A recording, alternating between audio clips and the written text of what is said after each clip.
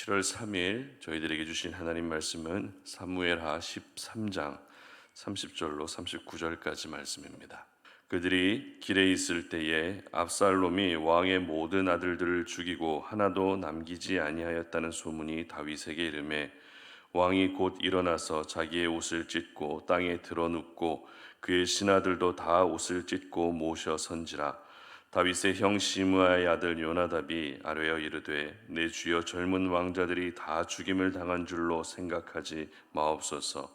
오직 암논만 죽었으리이다. 그가 압살롬의 누이 다말을 욕되게 한 날부터 압살롬이 결심한 것이니이다. 그러하온즉 내 주 왕이여 왕자들이 다 죽은 줄로 생각하여 상심하지 마옵소서.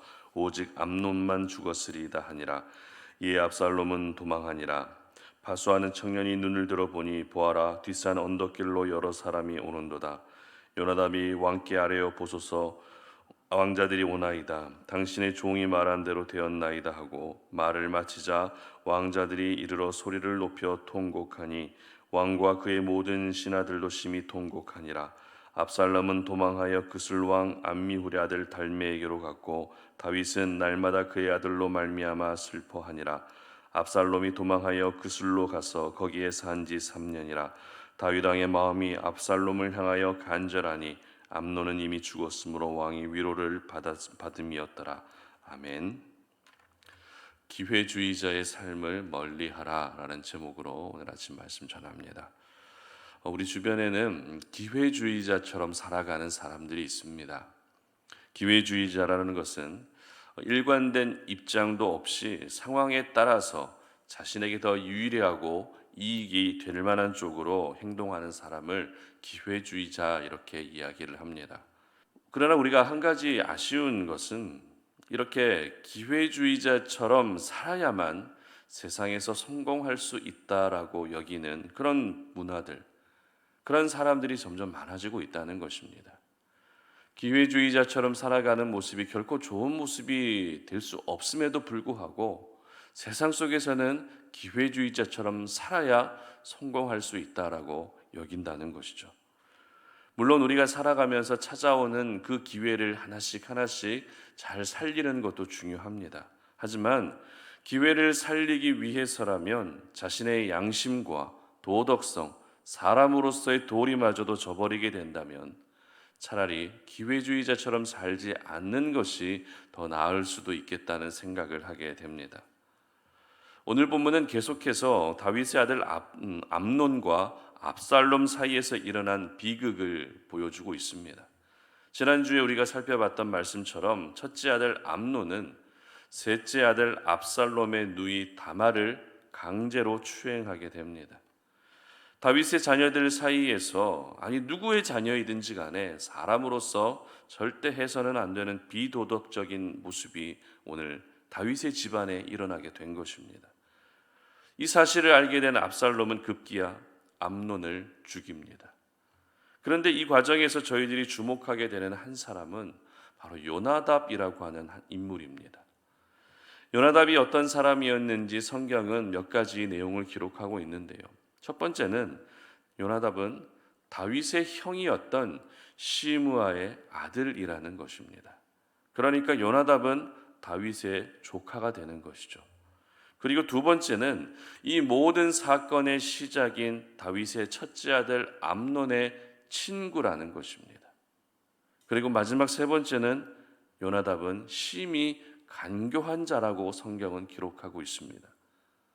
사실 요나답이라는 인물은 다윗과 그리고 그의 아들들 사이에서 일어난 사건 안에서 보게 되면 그렇게 중요한 사람은 아닙니다.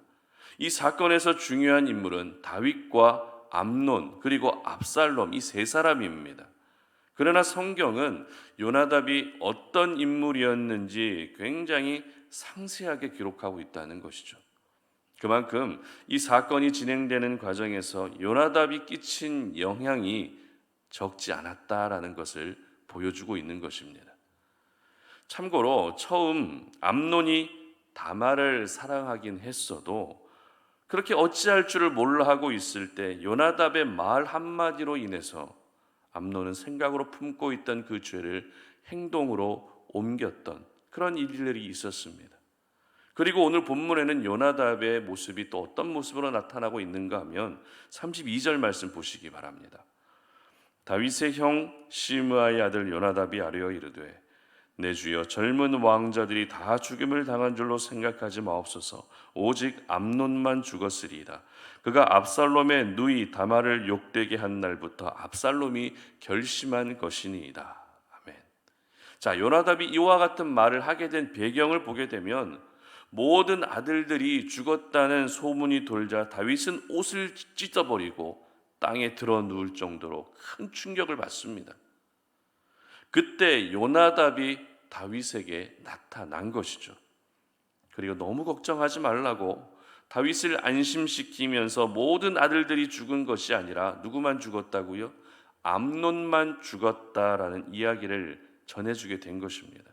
그리고 또 어떤 말을 하고 있습니까? 암논이 다말을 욕되게 한 그날부터 압살롬은 암논을 죽이려고 했다는 것입니다.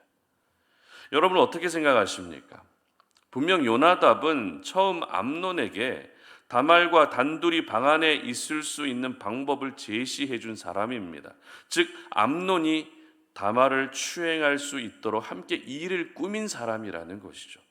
그런데 암논이 죽자 다윗 앞에서 보여준 요나답의 모습은 마치 암논은 죽어 마땅한 사람이라는 그런 뉘앙스로 다윗에게 말하고 있었다는 것입니다. 그리고 35절 말씀도 함께 보시기 바랍니다. 요나답이 왕께 아뢰어 보소서 왕자들이 오나이다. 당신의 종이 말한 대로 되었나이다 하고, 자 무슨 말입니까? 내가 말한 대로 다른 아들들은 무사히 돌아왔다는 것입니다. 그리고 이 말을 전하면서 다윗 앞에서 자신의 존재감을 과시하며 다윗을 위로하는 척하고 있었던 것입니다. 오늘 이 사건은 분명 다윗의 집안에서 일어난 부끄러운 사건입니다. 그리고 그 사건에 첫째 아들 암논과 셋째 아들 압살롬이 연루되어 있는 철저한 다윗의 집안 사건입니다. 그런데 그 사건 중심에는 누가 있었다고요? 문제를 키웠던 요나답, 그리고 위로하는 척, 다윗을 위로하는 척하고 있는 요나답이 등장하고 있었던 것입니다. 따라서 오늘 저희들은 이 요나답의 모습을 그냥 지나칠 수가 없습니다. 그 사건 중심에는 교묘하게 자신을 숨기고 있는 요나답의 모습을 보면서 요나답이 얼마나 기회주의자였던지 우리는 오늘 이 부분을 통해서 통찰력 있게 요나답의 모습을 볼 수 있어야 한다는 것이죠. 여러분, 요나답이 처음 암논에게 다말과 단둘이 있을 수 있는 방법을 제시해 준 이유가 무엇일까요? 단지 암논과 친구 사이이기 때문에 그렇게 방법을 제시해 준 것일까요? 그렇지 않습니다. 요나답은 암논이 다윗의 첫째 아들이라는 것을 의식하고 있었습니다. 무슨 말입니까? 앞으로 가장 유력한 다윗의 후계자가 될 것이다 라는 것을 내다보고 있었던 것이죠. 따라서 지금 암논을 도와주게 되면 이후에 암논이 왕이 됐을 때 자신을 더욱더 특별하게 여겨주게 될 것을 기대하고 이 모든 일들을 도와주고 있었던 것입니다. 암논이 다말을 향해 품은 사랑이 분명 잘못된 사랑이라는 것을 알았지만 요나답은 그것을 고쳐주기보다 더 큰 죄를 짓도록 옆에서 부추기는 역할을 하고 말았던 것이죠. 왜요? 요나답은 기회주의자였기 때문입니다. 그리고 요나답은 다윗이 충격에 빠져 있을 때 암논을 죽어 마땅한 사람이라고 여기면서 이제는 다윗을 위로해주는 척합니다. 왜요? 역시 요나답은 기회주의자이기 때문입니다. 이렇게 슬픔에 빠져 있는 다윗에게 모든 아들이 죽은 것이 아니라는 사실을 말해주면 그나마 그 공로를 다윗으로부터 받을 수 있을 것이다 라는, 그 공로를 다윗에게 인정받을 수 있을 것이다 라고 하는 생각을 가지고 그렇게 행동하고 있었던 것입니다. 요나답처럼 기회주의자처럼 살아가는 사람을 가리켜 흔히 박쥐 같은 사람이다 라고 이야기를 하죠. 여기 붙었다가 저기 붙었다가 하면서 이득을 모두 취하는 그런 기회주의자의 모습이 바로 박쥐 같다는 것입니다. 그런데 우리가 살아가는 삶의 현장에도 이렇게 기회주의자처럼 살아가는 사람들이 분명히 있습니다. 그러면 우리는 그것을 지켜볼 때마다 어떤 마음이 듭니까? 좋은 마음이 들 수가 없죠. 너무 얄미웁고 또 어떨 때는 한 대 때려주고 싶은 마음도 들 정도로 좋은 마음이 생기지가 않습니다. 그러나 오늘 우리가 요나답의 모습을 보면서 우리 주변에 기회주의자처럼 살아가는 사람들을 향해서 불필요한 정죄의 마음을 갖기보다 무엇보다 우리 자신이 기회주의자처럼 살면 안 된다라는 것을 기억할 수 있어야 합니다. 하나님의 사람은 기회주의자의 삶을 멀리 해야 합니다. 하나님의 사람은 기회주의자처럼 살아가는 것이 아니라 기도의 사람으로 살아가야 하는 것입니다. 세상에 믿지 않는 사람들은 자신의 이익이 우선이고 자신에게 돌아올 이득이 항상 먼저지만 하나님의 사람들은 나의 이익이 먼저가 아니라 하나님의 영광이 우선이 되어야 하죠.